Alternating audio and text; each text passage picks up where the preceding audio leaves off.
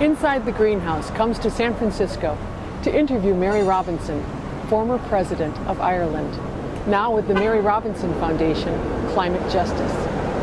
As the author for the book, A Voice for Human Rights, can you tell us a bit about how you found your voice as an advocate for human rights? My voice has changed over the years as I have understood that human rights is more universal than I had thought, that there are issues which I found to be a big problem when I was High Commissioner, and that the Western world, in broad terms, took much more seriously civil and political rights. The rights to life, fair process, the issues of no torture and freedom of association, freedom of religion, but didn't take seriously enough fundamental rights to food and safe water, and health and education. And that's why when I finished my 5-year term as High Commissioner for Human Rights, I established Realizing Rights, a small NGO with colleagues in New York, in Washington and in Geneva, but we were actually focused on African countries to support economic and social rights, rights to health, addressing women, peace and security issues, corporate responsibility. And I was traveling to quite a number of African countries and doing the work in a different way from civil and political rights, where the classic approach is the way that Amnesty or Human Rights Watch hold governments to account, finger point if you like, but draw attention to the way in which governments are transgressing. But when you're doing economic and social rights, you have to both hold governments to account and support their capacity. So we were working with governments to help them to build up their health capacity, for example, but we were also trying to hold them to account, that they had enough of their budget that was going to health, that the finance minister had good communication with the health minister, took health seriously, etc. And that brought me to my present passion for climate justice, because in the 8 years of my work for Realizing Rights, I increasingly heard sentences that would begin, but things are so much worse. And it was climate. It was the fact that there were no seasons, that there were long periods of drought and flash flooding. Constance O'Kellett, whom I got to know in Uganda, would describe how when she was growing up, they had predictable seasons, but that was no longer the case. And I realized this was a huge human rights issue. You answered my next question, which was how you made that transition from human rights to climate change then.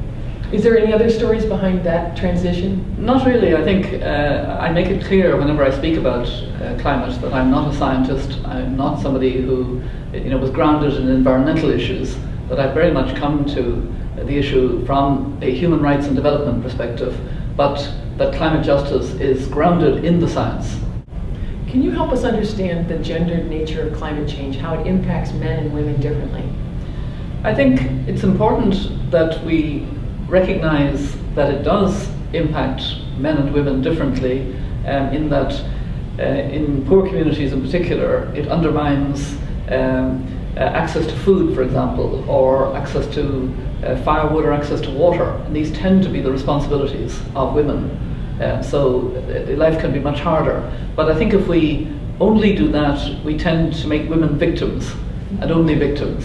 Whereas I think we have to go a step further, and part of the gender dimension is that not only is life harder for women, but actually women very often are the ones who respond to a crisis, like Constance O'Kellett, who, when her village was destroyed, when the school was destroyed, she formed a group of women to fight back. And we find again and again that women are very much those who are more resilient and determined to try to take the measures necessary.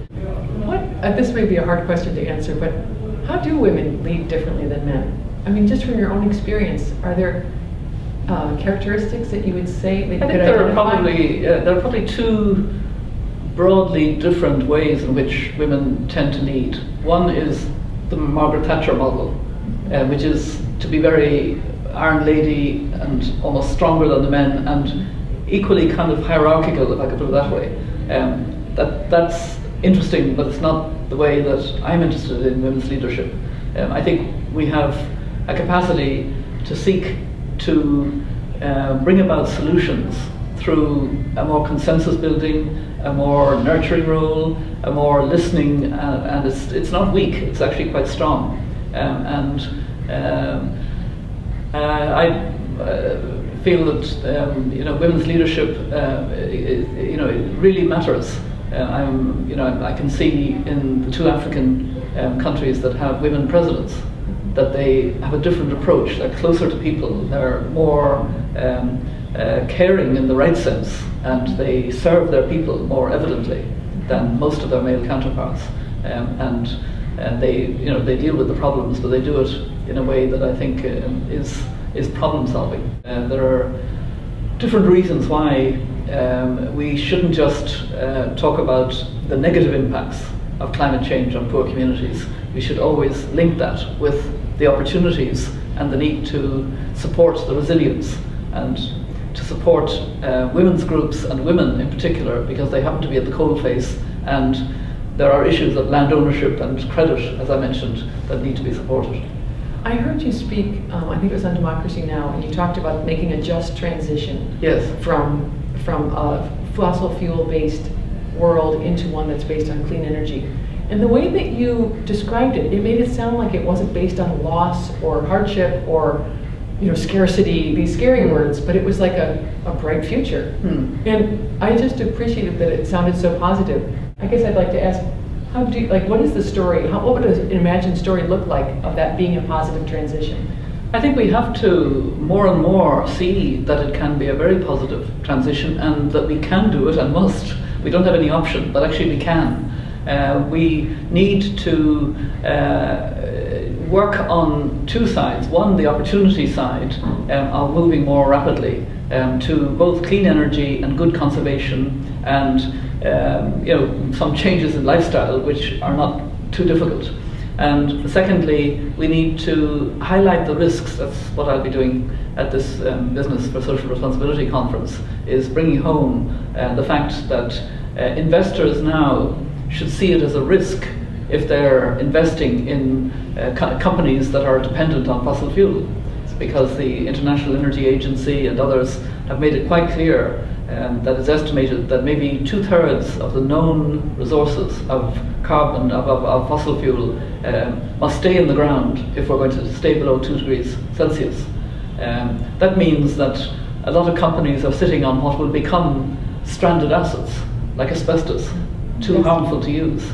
And that's a risk, and insurance companies and investors will increasingly, I think, be aware of that risk. But the opportunities for, let's take the poorest, if they have access to these lights that have become increasingly cheap and accessible, solar lights, to clean cook stoves of different kinds, freeing up time of women, having children able to do homework, the benefits are enormous. And the mobile phone is probably the best way of understanding the difference it makes, because it's such a multi-purpose instrument now. It transfers money, it does health surveillance, education, tracks markets, you name it. And I think that's some indication of the way in which we can transform the lives of people by having access to clean energy and harnessing wind, solar, sun, geothermal, the potential of energy. But I see the need for a just transition, even in talking about that in countries that have discovered fossil fuel and have begun to exploit it. In the short term, they have to be able to use dirty energy if necessary, which means that we in the rich world have to use less. So there is because it takes a while and you need access to the clean technologies, and so that's part of the just transition. Young people have much more of a sense of the seriousness of climate because it's their world, and they know that it's within their lifetimes that things could become catastrophic. So they're getting very serious about it. And women have a natural nurturing disposition. I mean, I quite often when I'm speaking publicly, I talk about my 4 grandchildren who will be in their 40s in 2050, who will share the world with about 9 billion other people. And what kind of world will it be? What kind of world in terms of food security, in terms of potentially 200 million climate displaced people? Where will they go? What will be the conflict? And what will they say about us if we don't take the key decisions that are coming up in this incredibly important year of 2015, where governments have committed to a climate agreement, and we have the replacement of Millennium Development Goals with sustainable goals for all countries. And you can't have sustainable goals unless you put a cap on the emissions. And that's what the climate agreement must do, among other things. I see a lot more attention to talking about post-2015 development. There's government attention, there's business attention, etc. I'm afraid that there isn't yet enough leadership on the climate side. And if we don't get a robust, fair climate agreement and have a course worked out that keeps us below 2 degrees Celsius, then the future generations will rightly say, how could they have been so selfish, so stupid, so lacking in any kind of leadership? Yes. As a prominent climate communicator yourself, what are some of the primary challenges that you faced, and how have you overcome those obstacles? I would say that I am still learning how to communicate better, because I find that when I say the words climate justice, people look completely blank. They don't know what it is. And it takes a while. You have to start with the injustice of the fact that climate is human engendered, and it's the lifestyles of rich countries, but the impacts are felt most in countries where they don't have cars, they don't have heated or air-conditioned buildings, and they don't use fossil fuel except on open fires, and yet they are more affected because of where they are geographically, or they're in small islands, or they're indigenous peoples. And when you start to talk about it, people do understand. But I think it's very important in communicating about climate to talk about the opportunity side, and to make it a positive message of we can, because we must, but in fact we will have a better life, we will have cleaner jobs, we will have a very exciting time, and a lot of people will have their lives transformed for the better. Mm-hmm. And one last question for you is, what advice would you give to students who are aspiring communicators of climate?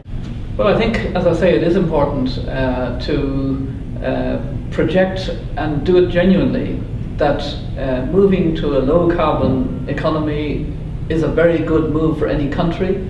It's a very good move for any company to be on the side of energy conservation and clean energy, because they are going to be sustainable in the future. It's a very good thing for jobs and potential, and as I say, for those who haven't access to energy, which is so important to become productive.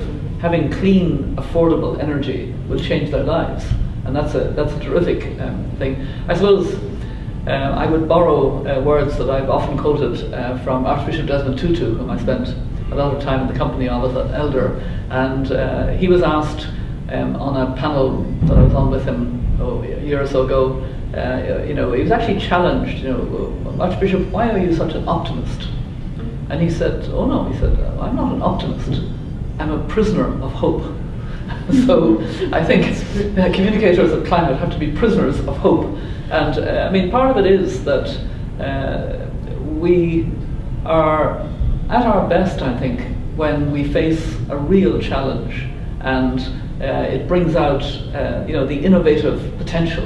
So it won't be my generation that will do the right things. It's the students of today. Because they will be more innovative, they will be more urgent about the need for action, and the potential is there, and they will combine. I can see young Americans combining with young Chinese, young Malaysians, young Africans, because it is their future, and because the means of communication are there. We need a movement to say, we want to have a planet for the future, a sustainable world. And these are the things that we need to do.